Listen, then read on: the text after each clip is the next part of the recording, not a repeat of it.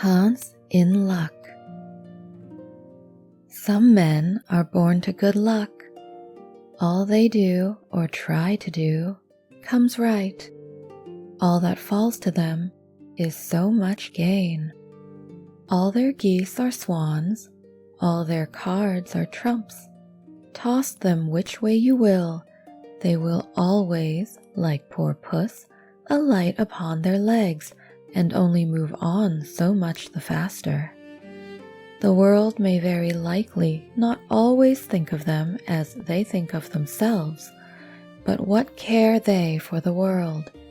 What can it know about the matter? One of these lucky beings was neighbor Hans. 7 long years he had worked hard for his master. At last he said, "Master, my time is up. I must go home and see my poor mother once more. So pray pay me my wages and let me go." And the master said, "You have been a faithful and good servant, Hans, so your pay shall be handsome." Then he gave him a lump of silver as big as his head. Hans took out his pocket handkerchief, put the piece of silver into it, threw it over his shoulder, and jogged off on his road homewards. As he went lazily on, dragging one foot after another, a man came in sight, trotting gaily along on a capital horse. "Ah," said Hans aloud, "what a fine thing it is to ride on horseback! There he sits as easy and happy as if he was at home in the chair by his fireside. He trips against no stones, saves shoe leather, and gets on he hardly knows how." Hans did not speak so softly, but the horseman heard it all and said, "Well, friend, why do you go on foot then?" "Ah," said he, "I have this load to carry. To be sure, it is silver, but it is so heavy that I can't hold up my head, and you must know it hurts my shoulders sadly." "What do you say of making an exchange?" said the horseman. "I will give you my horse, and you shall give me the silver, which will save you a great deal of trouble in carrying such a heavy load about with you." "With all my heart," said Hans. "But as you are so kind to me, I must tell you one thing. You will have a weary task to draw that silver about with you." However, the horseman got off, took the silver, helped Hans up, gave him the bridle into one hand and the whip into the other, and said, "When you want to go very fast, smack your lips loudly together and cry 'Chip.'" Hans was delighted as he sat on the horse, drew himself up, squared his shoulders, turned out his toes, cracked his whip, and rode merrily off, 1 minute whistling a merry tune, and another singing, "No care and no sorrow, a fig for the morrow. We'll laugh and be merry, sing neigh down derry." After a time, he thought he should like to go a little faster, so he smacked his lips and cried "Jip." Away went the horse full gallop, and before Hans knew what he was about, he was thrown off and lay on his back by the roadside. His horse would have ran off if a shepherd who was coming by, driving a cow, had not stopped it. Hans soon came to himself and got upon his legs again, sadly vexed, and said to the shepherd, "This riding is no joke. When a man has the luck to get upon a beast like this that stumbles and flings him off as if it would break his neck. However, I'm off now once for all. I like your cow now a great deal better than this smart beast that played me this trick, and has spoiled my best coat, you see, in this puddle, which, by the way, smells not very like a nosegay. One can walk along at one's leisure behind that cow, keep good company, and have milk, butter, and cheese every day, into the bargain. What would I give to have such a prize? Well, said the shepherd, if you are so fond of her, I will change my cow for your horse. I like to do good to my neighbors, even though I lose by it myself. Done, said Hans merrily. What a noble heart that good man has, thought he. Then the shepherd jumped upon the horse, wished Hans and the cow good morning, and away he rode. Hans brushed his coat, wiped his face and hands, rested a while, and then drove off his cow quietly and thought his bargain a very lucky one. If I have only a piece of bread, and I certainly shall always be able to get that, I can, whenever I like, eat my butter and cheese with it, and when I am thirsty, I can milk my cow and drink the milk. And what can I wish for more? When he came to an inn, he halted, ate up all his bread, and gave away his last penny for a glass of beer. When he had rested himself, he set off again, driving his cow towards his mother's village. But the heat grew greater as soon as noon came on, till at last, as he found himself on a wide heath that would take him more than an hour to cross, he began to be so hot and parched that his tongue clave to the roof of his mouth. I can find a cure for this, thought he. Now I will milk my cow and quench my thirst. So he tied her to the stump of a tree, and held his leathern cap to milk into, but not a drop was to be had. Who would have thought that this cow, which was to bring him milk and butter and cheese, was all that time utterly dry? Hans had not thought of looking to that. While he was trying his luck in milking and managing the matter very clumsily, the uneasy beast began to think him very troublesome, and at last gave him such a kick on the head as knocked him down, and there he lay a long while senseless. Luckily, a butcher soon came by, driving a pig in a wheelbarrow. "What is the matter with you, my man?" said the butcher as he helped him up. Hans told him what had happened, how he was dry and wanted to milk his cow, but found the cow was dry too. Then the butcher gave him a flask of ale, saying, "There, drink and refresh yourself. Your cow will give you no milk. Don't you see she is an old beast, good for nothing but the slaughterhouse?" "Alas, alas!" said Hans. "Who would have thought it? What a shame to take my horse and give me only a dry cow. If I kill her, what will she be good for? I hate cow beef. It is not tender enough for me.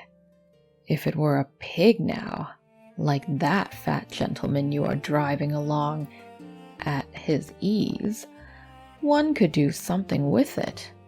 It would at any rate make sausages." "Well," said the butcher, "I don't like to say no when one is asked to do a kind, neighborly thing. To please you, I will change and give you my fine fat pig for the cow." "Heaven reward you for your kindness and self-denial," said Hans, as he gave the butcher the cow and, taking the pig off the wheelbarrow, drove it away, holding it by the string that was tied to its leg. So on he jogged, and all seemed now to go right with him. He had met with some misfortunes, to be sure, but he was now well repaid for all. How could it be otherwise with such a traveling companion as he had last got? The next man he met was a countryman carrying a fine white goose. The countryman stopped to ask what was o'clock. This led to further chat, and Hans told him all his luck, how he had so many good bargains, and how all the world went gay and smiling with him. The countryman then began to tell his tale and said he was going to take the goose to a christening. "Feel," said he, "how heavy it is, and yet it is only 8 weeks old. Whoever roasts and eats it will find plenty of fat upon it. It has lived so well." "You're right," said Hans, as he weighed it in his hand. "But if you talk of fat, my pig is no trifle." Meantime, the countryman began to look grave and shook his head. "Hark ye," said he, "my worthy friend, you seem a good sort of fellow, so I can't help doing you a kind turn. Your pig may get you into a scrape. In the village I just came from, the squire has had a pig stolen out of his sty. I was dreadfully afraid when I saw you that you had got the squire's pig. If you have, and they catch you, it will be a bad job for you. The least they will do will be to throw you into the horse pond. Can you swim?" Poor Hans was sadly frightened.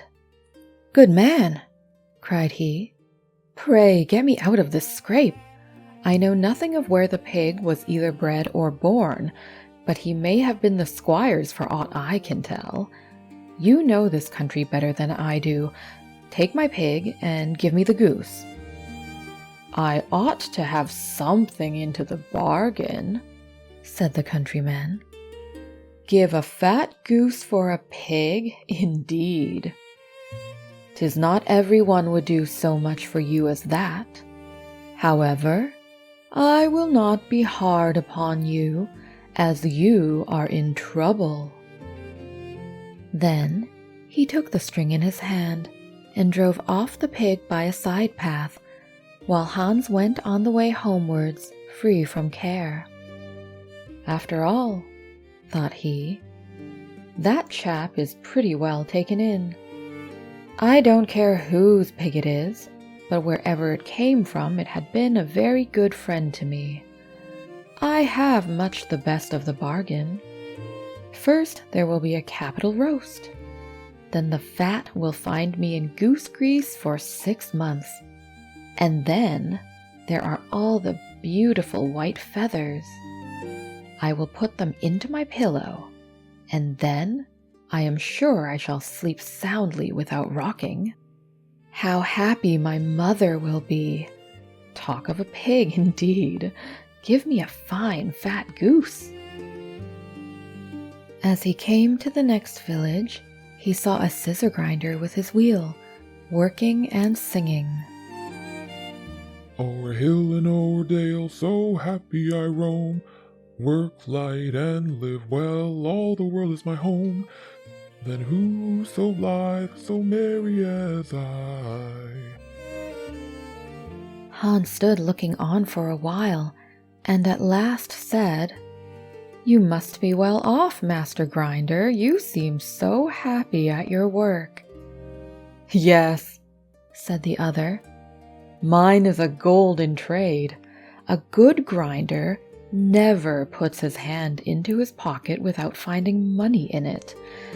But where did you get that beautiful goose?" "I did not buy it. I gave a pig for it." "And where did you get the pig?" "I gave a cow for it." "And the cow?" "I gave a horse for it." "And the horse?" "I gave a lump of silver as big as my head for it." "And the silver?" "Oh, I worked hard for that 7 long years." "You have thriven well in the world hitherto," said the grinder. "Now, if you could find money in your pocket whenever you put your hand in it, your fortune would be made." "Very true, but how is that to be managed?" "How? Why, you must turn grinder like myself," said the other. "You only want a grindstone, the rest will come of itself. Here is one that is but little the worse for wear. I would not ask more than the value of your goose for it. Will you buy?" "How can you ask?" said Hans. "I should be the happiest man in the world if I could have money whenever I put my hand in my pocket. What could I want more? There's the goose. Now," said the grinder, as he gave him a common rough stone that lay by his side. "This is a most capital stone. Do but work it well enough, and you can make an old nail cut with it." Hans took the stone and went his way with a light heart. His eyes sparkled for joy, and he said to himself, "Surely I must have been born in a lucky hour. Everything I could want or wish for comes of itself. People are so kind. They seem really to think I do them a favor in letting them make me rich and giving me good bargains." Meantime, he began to be tired and hungry too, for he had given away his last penny in his joy at getting the cow. At last he could go no further, for the stone tired him sadly, and he dragged himself to the side of a river that he might take a drink of water and rest a while. So he laid the stone carefully by his side on the bank, but as he stooped down to drink, he forgot it, pushed it a little, and down it rolled, plump into the stream. For a while, he watched it sinking in the deep, clear water, then sprang up and danced for joy, and again fell upon his knees and thanked heaven with tears in his eyes for its kindness in taking away his only plague, the ugly, heavy stone. "How happy am I!" cried he. "Nobody was ever so lucky as I." Then up he got with a light heart, free from all his troubles, and walked on till he reached his mother's house, and told her how very easy the road to good luck was.